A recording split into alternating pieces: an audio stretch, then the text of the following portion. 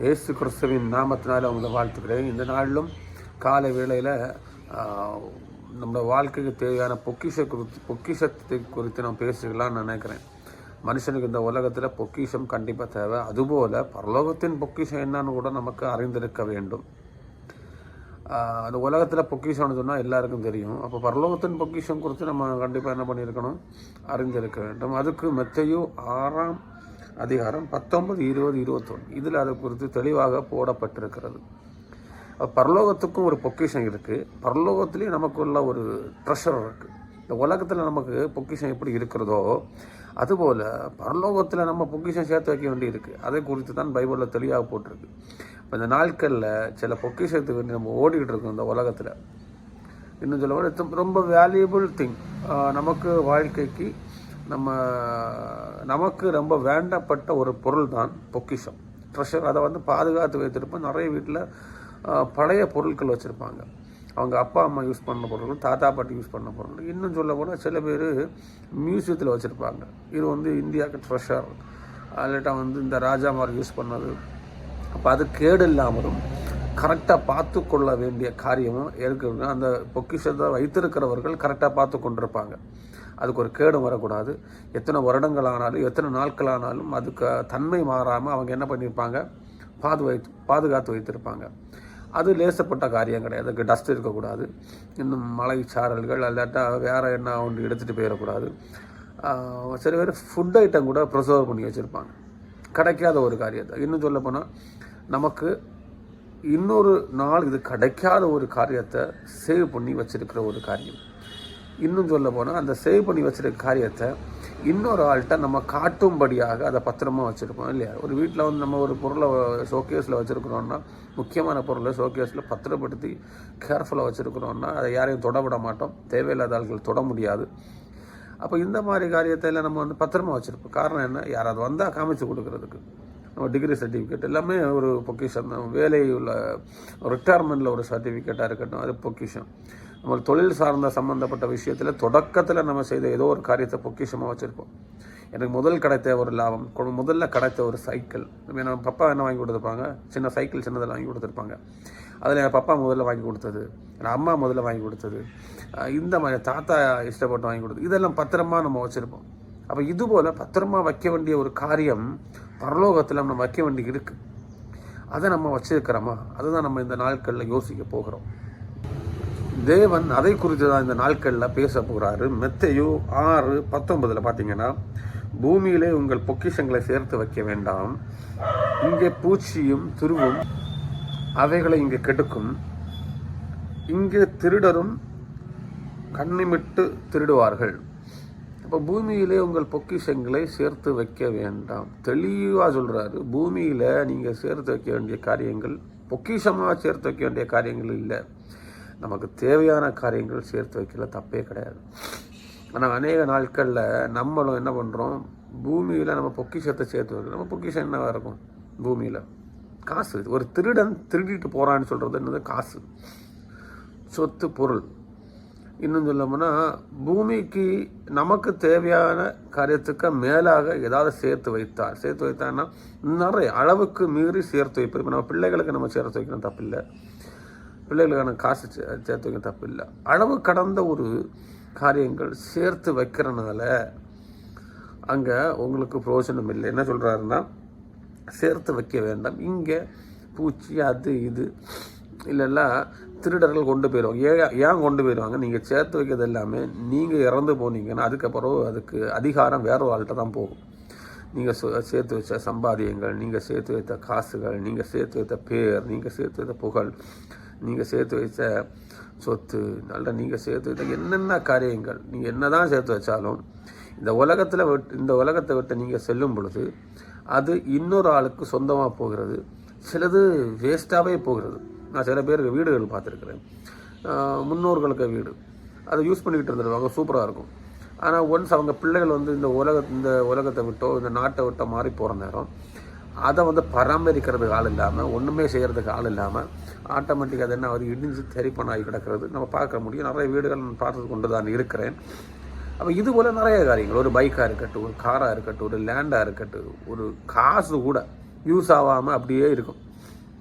அளவு கடந்ததாக இருக்கிற எல்லா காரியம் இதை பொக்கிஷமாக கொஞ்ச நாள் நம்ம பார்க்க முடியும். ஆனால் அதுக்கப்புறம் நம்மளால் என்ன பண்ண முடியாது, ஃபர்தர் டீட்டெயில்ஸ் கொண்டு போக முடியாது. இப்போ வேர்ல்ட் ட்ரெஷர்ஸ் இருக்கட்டும், உலகத்தில் சில காரியங்கள் நம்ம ட்ரெஷர்ஸாக வச்சுருப்போம் இல்லையா, ஒரு நல்ல ஒரு வார் வந்தாச்சுன்னா அதெல்லாம் பார்க்க மாட்டானுங்க, எல்லாம் அடித்து உடச்சிருவாங்க. அப்போ அதுக்கு நான் என்ன சொல்கிறேன்னா, இந்த உலகத்தில் நீங்கள் என்ன சேர்த்து வச்சாலும் அது மண்ணாக தான் போகும். பூச்சிகள் சாப்பிடுன்னு சொன்னால் மண்ணாக போகிற அர்த்தம். திருடர்கள் ஒன்று போவாங்கன்னா யாராவது அதை யூஸ் பண்ணிட்டு போவாங்க. நம்ம செய்ய வேண்டியதை நமக்கு பிடிக்காத ஆள்கள், நமக்கு தெரியாத ஆள்கள் வாங்கிட்டு அதை யூஸ் பண்ணிட்டு போவாங்கிறது திருடர்கள், இல்லாட்டா திருடிட்டு போயிடுவாங்க இப்படின்னு தெளிவாக சொல்கிறார். யாருக்கு? தேவனை அறிந்து ஃபாலோ பண்ணுறவங்களுக்கு வேண்டி தேவன் சொல்லுகிற ஒரு காரியம், உங்கள் பொக்கிஷங்களை உலகத்தில் சேர்த்து வைக்காதீங்க. இது ஒன்று. அப்போ 20வது வசனம், பரலோகத்தில் இவங்களை பொக்கிஷம் சேர்த்து வையுங்கள், அங்கே பூச்சியாக திருவாது கடுக்கிறதும் இல்லை, அங்கே திருடர்கள் கண்டமிட்டு திருடுகிறதும் இல்லை. இப்போ பரலோகத்தில் சேர்த்து வைங்க, உங்கள் பொக்கிஷங்களை பரலோகத்தில் சேர்த்து வைங்க. அப்போ நம்முடைய பொக்கிஷங்களை பரலோகத்தில் சேர்த்து வைக்கிறதுன்னு சொன்னால் அதுக்கு அர்த்தம் என்ன? இங்கே காசு பைக்கெல்லாம் பரலோகத்தை சேர்த்து வைக்க முடியுமா? முடியாது. அப்போ நமக்கு ஒரு பொக்கிஷம் இருக்குது, அதை எங்கே சேர்த்து வைக்கணும்? பரலோகத்தில் சேர்த்து வைக்கணும். அப்போ பரலோகத்தில் சேர்த்து வைக்கிற ஒரு பழக்கம் நமக்கு இருக்கா? பரலோகத்தில் என்ன சேர்த்து வைக்கணும்? அப்போ நமக்கு ஒரு பொக்கிஷம் இருக்குது இல்லையா? அப்போ அந்த பொக்கிஷம் நம்ம பரலோகத்துக்கு போகிறவங்களுக்கு அந்த பொக்கிஷம் என்னன்னுள்ளது அங்கே போகிற நேரம் நமக்கு திருப்பி கொடுக்கப்படும். அதில் நான் சேர்த்து அங்கே வைக்கிறேன். ஏன் வைக்கிறேன்னா, நான் ஒரு நாள் பரலோகத்துக்கு போவேன்னு உள்ள ஒரு விசுவாசம் உள்ளவன் பரலோகத்தில் தான் பொக்கிஷம் சேர்ப்பான், அந்த உலகத்தில் சேர்க்க மாட்டான்.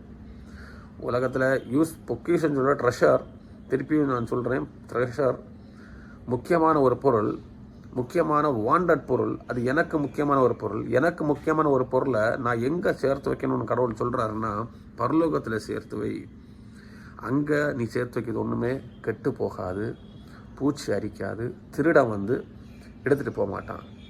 ஆனால் நீ இங்கே சேர்த்து வைக்கிறது எல்லாமே வேஸ்ட்டு. அப்புறம் இந்த உலகத்து ரீதியாக நான் இதுவரை சேர்த்து வைக்கிறது எல்லாமே வேஸ்ட்டு. அதை நான் முதல்ல சொன்னேன். ரெண்டாவது, அங்கே சேர்த்து வைக்கிற பொக்கிஷம் என்ன? அப்போ அங்கே சேர்த்து வைக்கிற பொக்கிஷம்னா தேவனுக்கு பிடித்தமான ஒரு பொக்கிஷம், பரலோகம் ஏற்றுக்கொள்கிற ஒரு பொக்கிஷம், பரலோகத்துக்கு அவகாசங்களாக இருக்கிறவங்க சேர்த்து வைக்கிற பொக்கிஷம். இப்போ நான் பரலோகத்துக்கு போகிற தகுதியாக இருக்கிற நான் மட்டும்தான் அங்கே சேர்த்து வைக்க முடியும். பரலோகத்துக்கு தகுதியாக இல்லாதவன் எல்லாம் அங்கே சேர்த்து வைக்க முடியாது.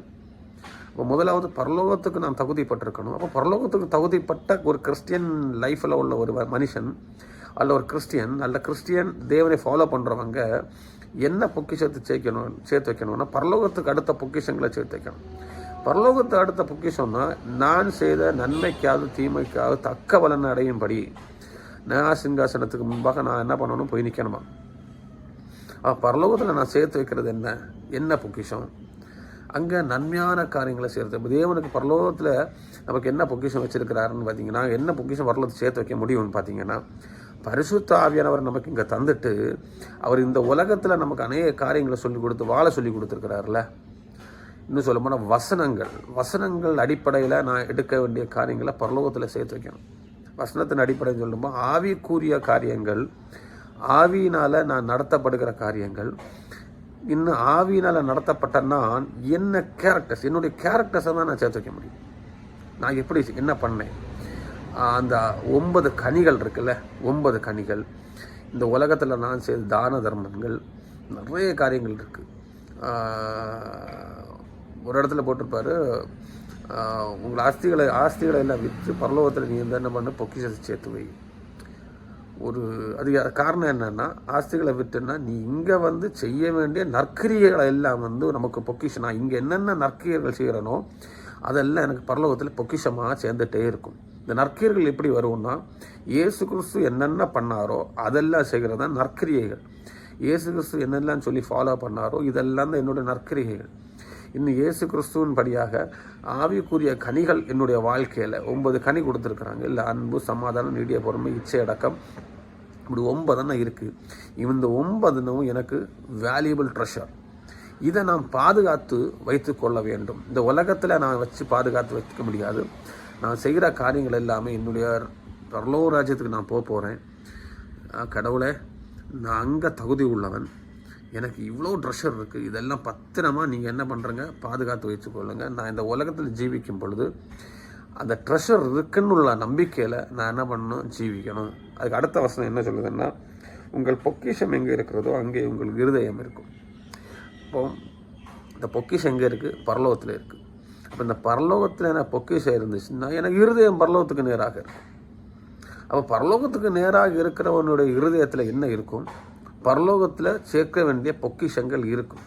இப்போ நம்ம வாழ்க்கையில் இந்த நாட்களில் உங்கள் வாழ்க்கையிலே உங்கள் இருதயத்திலையும் எதை குறித்துள்ள சிந்தனை இருக்குது? பரலோகத்தின் சிந்தனை இருந்துச்சுன்னா உங்களுக்கு எப்போதுமே பரலோகத்தில் நம்முடைய பொக்கிஷங்களை சேர்த்து வைக்கணும் அப்படின்னு நமக்கு தோணிகிட்டே இருக்கும். ஏன்னா நாம் இன்னைக்கு செய்த காரியங்கள் எல்லாம் தேவன் நம்முடைய பரலோகத்தில் பொக்கிஷமாக வைக்க சொல்கிறார். எதுக்குன்னா அங்கே ஒரு நாள் போகிற நேரம் நான் இங்கே செய்த எல்லா காரியத்துக்கும் கணக்கை அவர் வைத்திருப்பார். அந்த பொக்கிஷம் எனக்கு மறுபடியும் கொடுக்கப்படும். பரலோகத்தின் பார்வையில் பொன்னோ பொருளோ பேரோ புகழோ அந்தஸ்தோ உயர்ந்தவனோ தாழ்ந்தவனோ ஜாதி மதம் இதல்ல.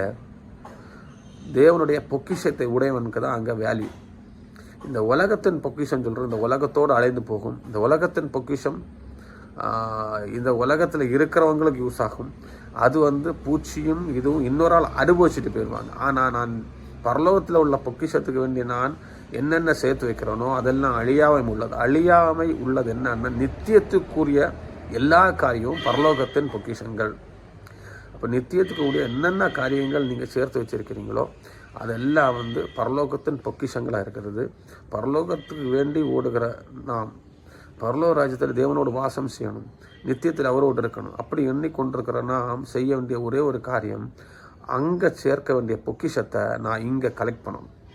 இங்கே கலெக்ட் பண்ணி அங்கே நான் சேர்க்கணும். இங்கே நான் என்ன கலெக்ட் பண்ணணும்னு பார்த்தீங்கன்னா, எக்ஸாம்பிள் அன்னை தெரசா பண்ணாங்க, நிறைய எல்லா சீஷர்களும் பண்ணாங்க. தேவனுக்கு வேண்டி ஃப்ரெண்டில் நின்னாங்க.